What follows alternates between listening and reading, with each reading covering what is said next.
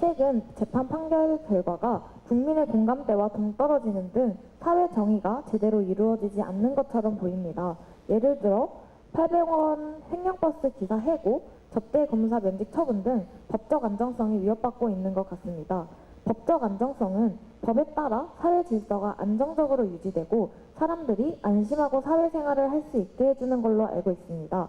하지만 사회적 약자들에게 가혹한 재판 판결이 나온다면 법적 안정성이 지켜지지 않다고 생각됩니다. 이에 대해 재판관님은 어떻게 생각하시나요? 일단 이 사례에 대해서 제가 비판하지 않겠습니다. 그거 분명히 밝힙니다. 이 판결과 관계없이 제가 평소에 생각했던 바를 말씀드리겠습니다. 그 판사를 오래 하면 가장 큰 문제가 평균인의 삶에서 벗어날 가능성이 높아요. 우선 근무 조건이 그렇잖아요. 판사 같은 근무 조건을 하는 사람이 없어요. 판사는 어느 누구도 간섭을 안 해요. 법원장도 간섭하지 않고 변호사도 간섭 못하고 언론도 판사는 잘 간섭 안 해요. 예를 들면 굉장히 온실에서 커요. 그게 뭐 장점은 있겠지만 그 단점이 뭐냐 하면은 시대 정신? 그게 좀 늦어요. 시대가 이미 일로 가고 있는데 옛날 이야기를 하고 있단 말이에요. 그래서 뭐 긴스버그라는 미국 연방 대법관 중에 굉장히 훌륭한 분이 있잖아요. 그분도 말씀이 그날 날씨는 고려할 게 아니지만 어떤 기후는 고려해야 된다 그런 말을 했거든요.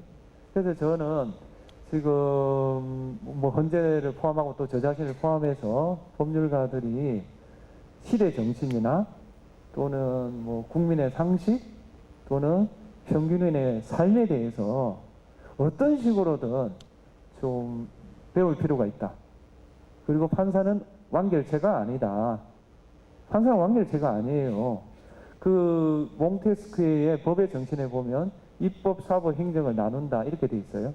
그런데 사법은 어떻게 구성하라고 되어 있냐면 피고와 동년배에서 뽑아야 된다 이렇게 나와요. 그 말이 뭐겠어요? 그 국민들의 삶을 잘 이해하는 사람이 재판해야 그 사람을 설득할 수 있는 거예요. 그러니까 재판의 본질은 설득이에요. 납득이에요. 납득. 피고인이 납득을 해야 그 재판이 의미가 있는 거예요. 다시 말하면 사람이 뉘우친다는 것은 본인밖에 할 수 없어요. 그러니까 아무리 법이 힘을 강하게 하더라도 그 본인이 뉘우치지 않겠다고 그러면 할 말이 없는 거예요. 그러니까 우리가 하는 일은 그 피고인이 뉘우치도록 돕는 거예요.